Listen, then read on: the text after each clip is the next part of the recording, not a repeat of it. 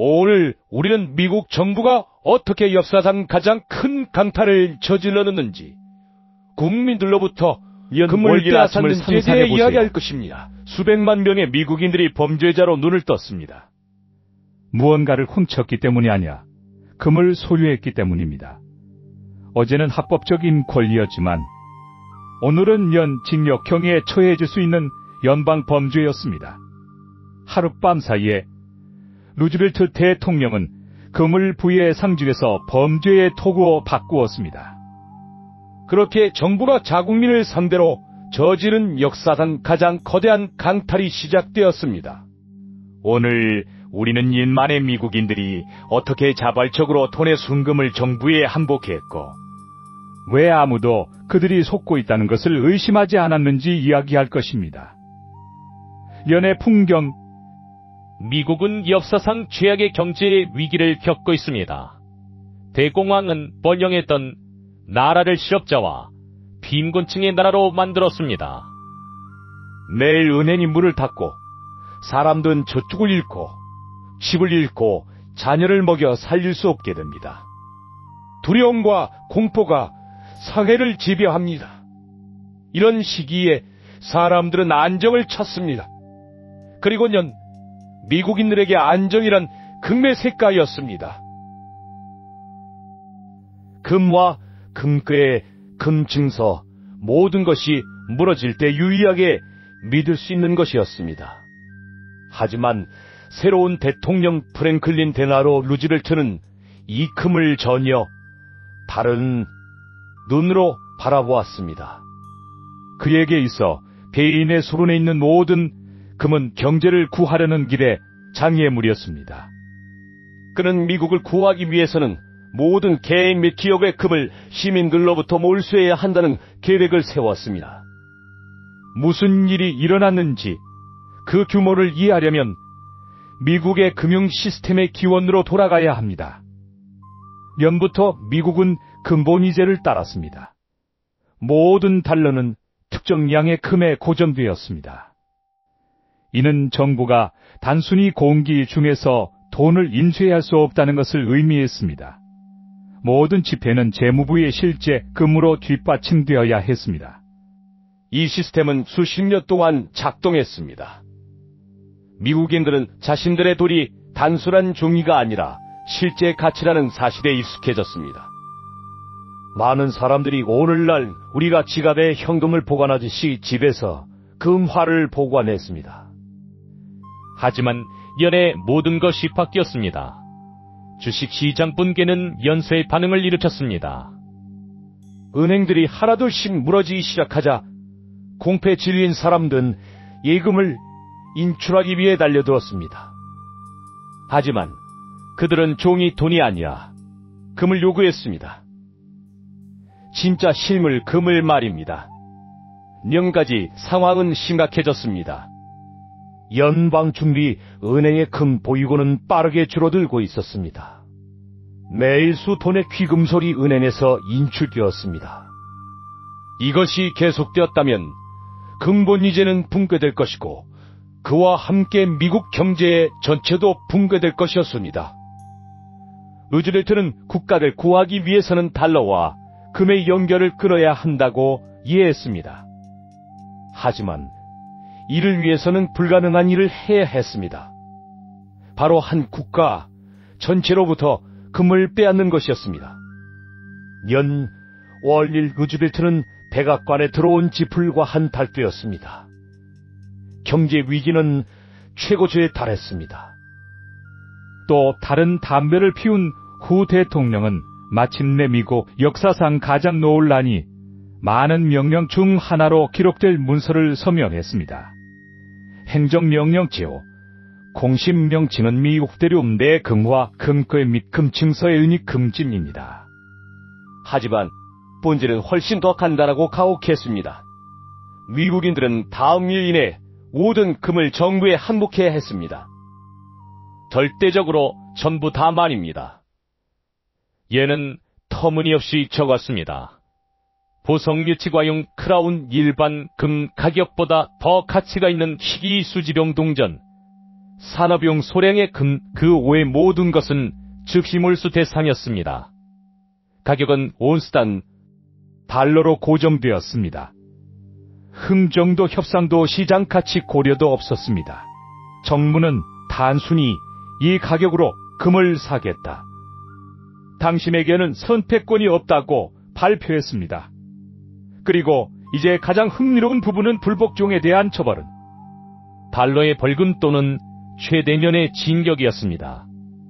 또는 둘 다 동시에 받을 수 있었습니다. 이 벌금의 규모를 이해하도록 돕기 위해는 미국인의 평균 연봉은 약 달러였습니다. 달러의 벌금은 년치 급여에 해당했고 년징역은 많은 살인범들이 받은 형량보다 더 무거운 것이었습니다. 하지만 루즈벨트는 위험만으로는 충분하지 않다는 것을 알았습니다. 미국인들에게 금을 항복하는 것이 애국적인 의무이며 국가를 위한 것이라고 설득해야 했습니다.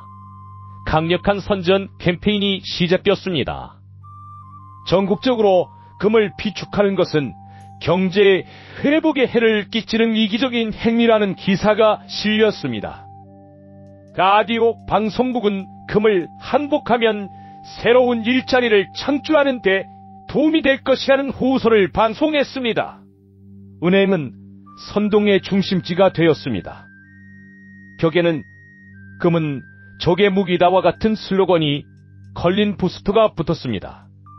사람들은 금을 항복하지 않는 사람들은 국민의 적기자 자신의 이익을 위해 조국 전체를 희생할 준비가 된 배신자가 될 것이라고 확신했습니다. 그리고 이 선전은 효과가 있었습니다. 대부분의 미국인들은 진심으로 국가를 위해 금을 포기한다고 믿었습니다. 그들은 인류 역사상 가장 냉소적인 강탈에 참여하고 있다는 것을 이해하지 못했습니다. 년 월일 금 한복 만환일까지 은혜 앞에는 줄이 길게 늘었습니다. 사람들은 가족의 저축, 조금으로부터 물려받은 금화 편안한 노후를 보장해 줄 마지막 저축을 가지고 왔습니다. 금 대신 그들은 가치가 빠르게 하락하는 지폐를 받았습니다. 결과는 정부의 가장 대담한 기대치를 뛰어넘었습니다. 한 달 만에 미국인들은 자발적으로 두 온스의 금을 정부에 항복했습니다. 당시 가격으로 약 10,000달러였습니다. 하지만 현대의 화폐로 환산하면 약 5달러입니다. 하지만 이것은 개인의 금일 뿐이었습니다. 여기에 기업은행 각종 단체 금도 포함해야 합니다. 총 톤의 금이 미국 경제에서 몰수되었습니다. 그리고 여기에 이 이야기의 가장 비극적인 아이러니가 있습니다. 당시 많은 미국인들이 개인적으로 금을 소유했습니다. 많은 사람들은 금광 시대부터 금을 물려받아 대대로 전해내왔습니다. 년부터 년 사이에 용감한 탐검자들은 캘리포니아 산바익에서 파운드 이상의 귀금속을 채굴했습니다. 이 금은 미국 가정에 소중히 보관된 동전으로 만들어졌습니다. 달러 금화 더블 이글은령부터 캘리포니아 금으로 주조되었습니다.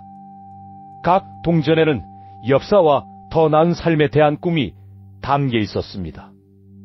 그리고 이제 정부는 이 모든 유사를 항복하라고 요구했습니다.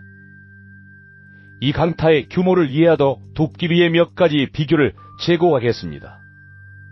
톤의 금은 중국의 모든 현대 금 보유량보다 많고 러시아의 금 보유량의 거의 2배입니다.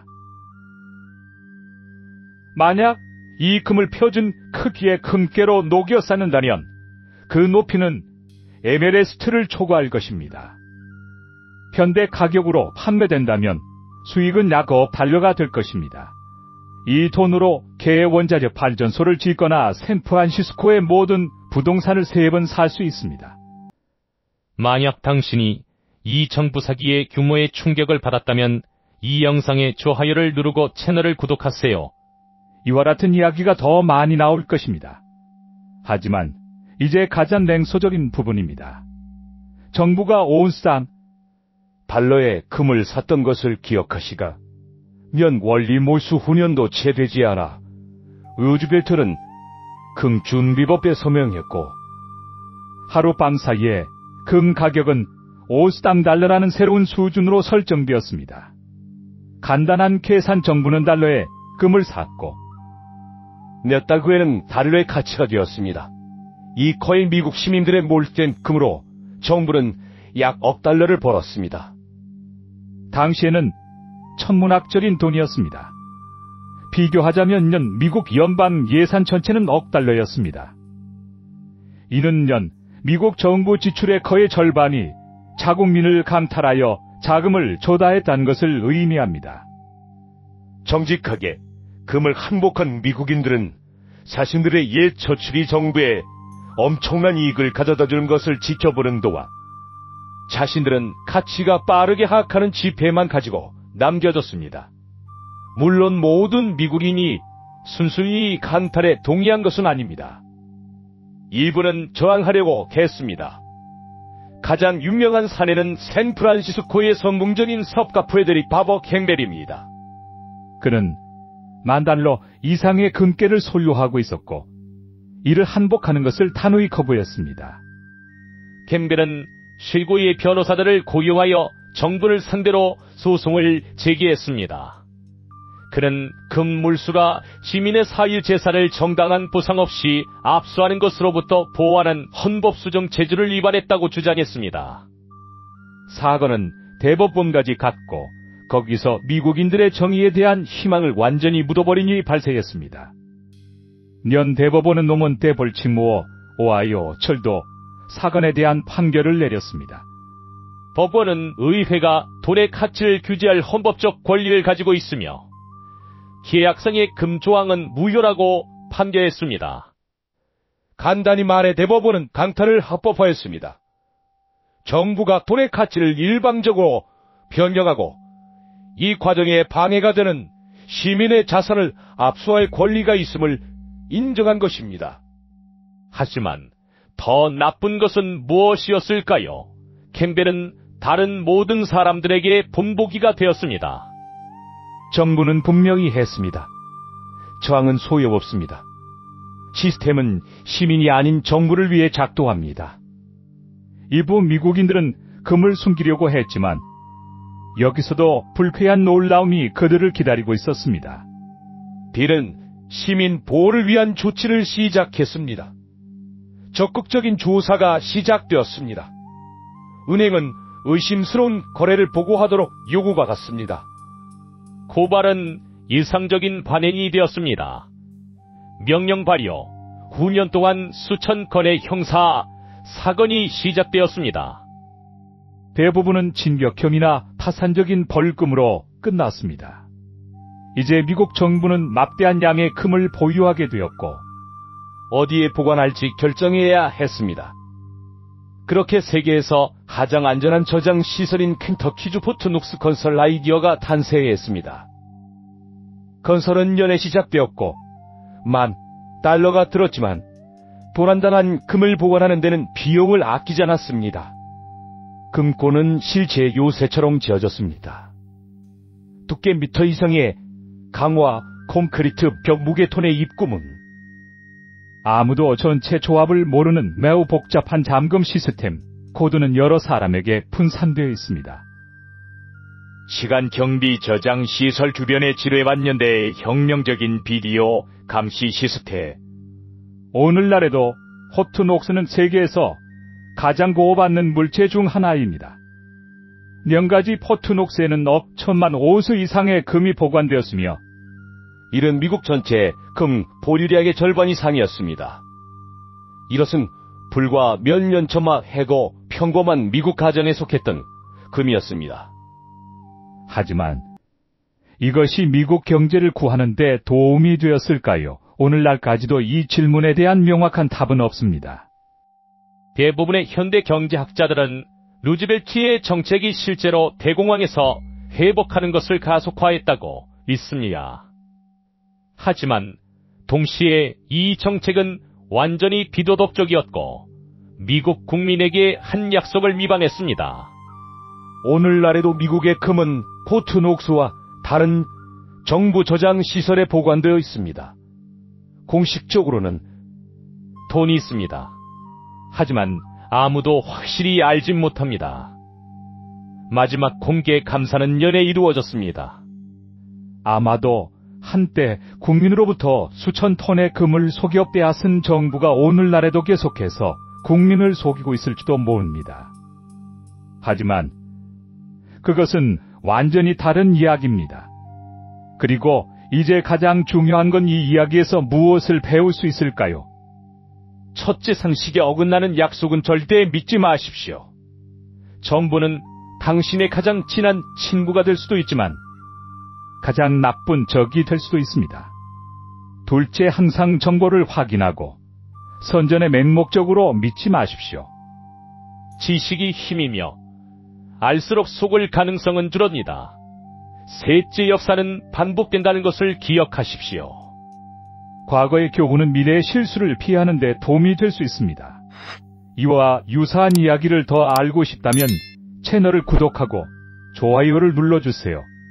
함께 더 많은 비밀을 밝혀낼 것입니다.